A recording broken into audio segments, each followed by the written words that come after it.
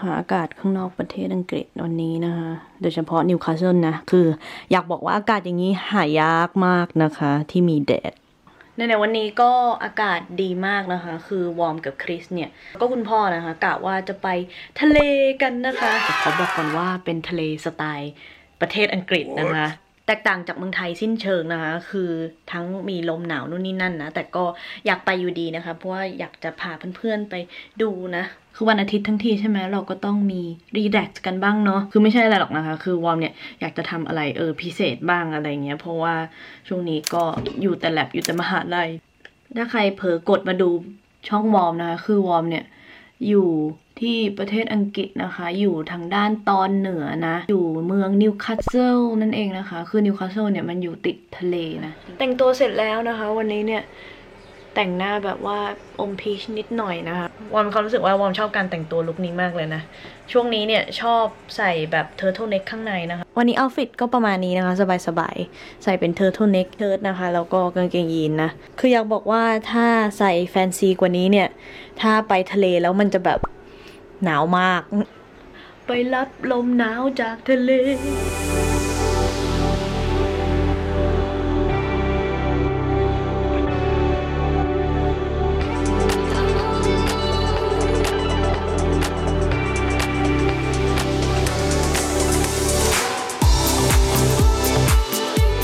มาถึงแล้วอยู่กับครีสก็อยู่กับคุณพ่ออยู่นั่นว่าพี่แกตอนนี้นะคะเราอยู่กันที่ไลฟ์นะคะขับรถมาประมาณครึ่งชั่วโมงนะคะจากนิวคาสเซิลเราอยู่กันตรงที่แลนด์มาร์คเลยเดี๋ยวเอาให้ดูปีมนี่คือแลนด์มาร์คของเขานะคะว่าลมแรงมากก็จะมีสนามเด็กเล่นด้วยนี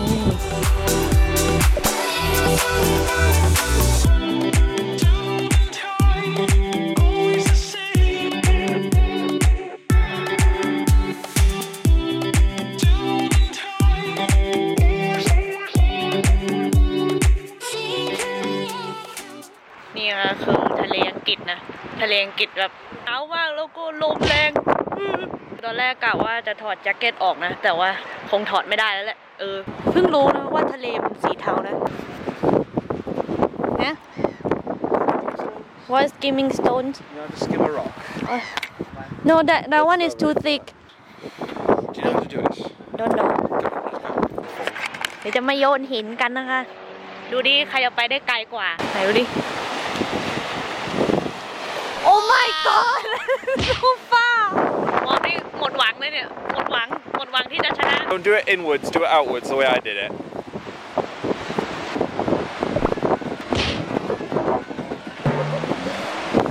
So, look, okay, step back there. What? ตอนนี้เราอยู่กันในร้านอาหารนะคะอยู่ติดริมทะเลนะวอร์มก็สั่งชามากินนะคะเพราะว่าคือแบบหนาวมากจนปวดหัวตอนนี้รอ fish and chip นะคะคือพอดีว่าวอร์มเนี่ยสั่งมากินกับคุณพ่อนะคะเพราะว่าถ้ากินคนเดียวคงกินไม่หมดนะวอร์มลืมอัดตอนก่อนที่จะกินนะคะตอนนี้กินหมดแล้วคุณพ่ออร่อยไหมคะอร่อยมากลืมเลยกินเพลินถ้าใครอยากจะมานะคะให้มาที่นี่นะ Coastline Fish and Chip Restaurant อร่อยมากนะอ้าวคุณพ่อกินหมด แล้วก็อยากบอกว่าถ้ามาที่นี่นะต้องมาลองไอศกรีมของเขานะคะนี่ไอศกรีมเต็มเลยนี่ค่ะเอาปิตาชิโอเลือกมาว่าวอร์มชอบพิซซ่าชิโอไอศกรีมนะนี่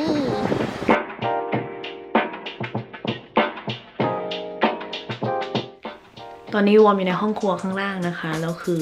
มันประมาณ6 โมงเย็นแล้วแหละเราก็ต้องมาทำข้าวเย็นกินคือ2-3 วันที่ผ่านมาเนี่ยวอร์มอยากกินซูชิมากเลยนะวอร์มก็เลยวันนี้กะว่าจะมาทำกิมบับนั่นเองนะคะก่อนกลับบ้านมานะคะพอดีวอร์มไปแวะซื้อของกับคริสนะแล้ววอร์มซื้อผักขมมานะคะผักขมสไตล์แบบยาวๆนี้นะก็ซื้อพิกเกิลเรดดิชมานะคะเพราะกิมบับเนี่ยเขาใส่อันนี้กันนะสาหร่ายเอาไว้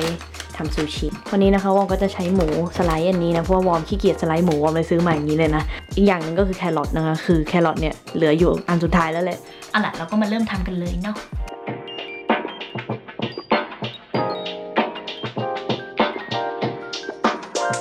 เ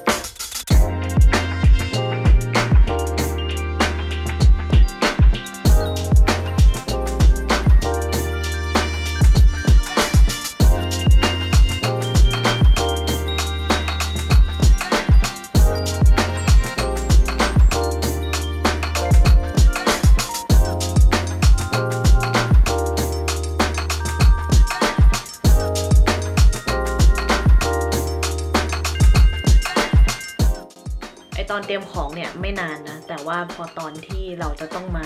ม้วนให้มันเข้ากันเนี่ยใช้เวลานิดนึงนะคะเดี๋ยวเราจะมาลองม้วนกันนะคือวอร์มเนี่ยไม่ได้ทำกิมบับมานานพอสมควรนะก็ไม่รู้ว่าฝีมือนี่จะยังโอเคอยู่ไหมนะเดี๋ยวเราต้องลองมารวมกันเป็นซูชิหวังว่าจะเป็นกิมบับ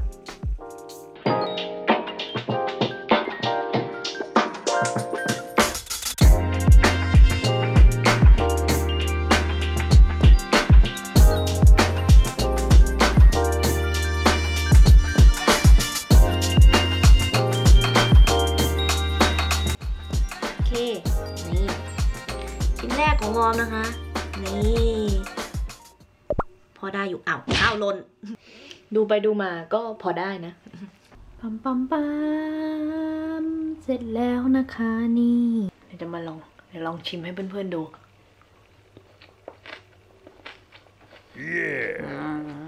เดี๋ยววอร์มขอจบวล็อกไว้แค่นี้ก่อนแล้วกันนะคะเพราะว่าวอร์มเนี่ยจะไปกิน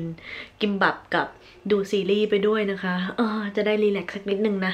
ถ้าใครชอบวิดีโอวล็อกชิลๆอย่างนี้นะคะก็อย่าลืมกดไลค์แล้วก็กดแชร์วิดีโอนี้ด้วยนะคะเป็นกำลังใจให้วอร์มด้วยนะถ้าใครอยากดูวิดีโอจากวอร์มอีกนะคะก็อย่าลืมกด subscribe ได้ด้านล่างเลยนะแล้วก็ไว้เจอกันใหม่ในวิดีโอหน้าค่ะบ๊ายบายกินแล้วค่ะ